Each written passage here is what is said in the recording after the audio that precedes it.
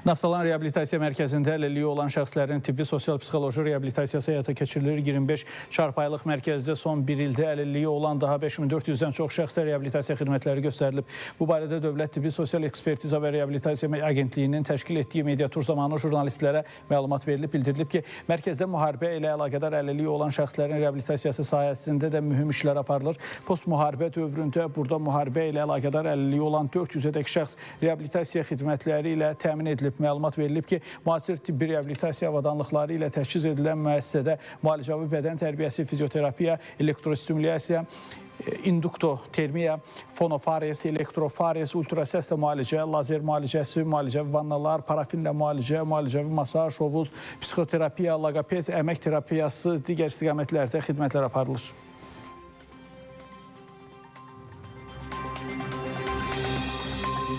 Ümumilikdə reabilitasiya müəssisələrimiz Bakı və Sumqayıt şəhəri üzrə, digər isə ölkəmizin müxtəlif regionlarında yerləşən reabilitasiya müəssisələridir.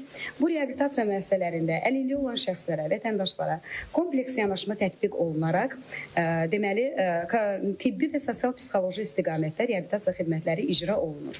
Reabilitasiya xidmətlərinin əlçatanlığı məqsədi ilə vətəndaşlara ambulator qaydada, stasionar qaydada, habelə səyyar, telereabilitasiya və onlayn qaydada reabilitasiya xidmətləri icra olunur. Burada parafindən istifadə olunur, ən çox mənə. Masajlar istifadə olunur, tokdan istifadə olunur, belə idman üçün fizioterapiya istifadə olunur. Parafin olunur, psixoloq yanına gəlirəm.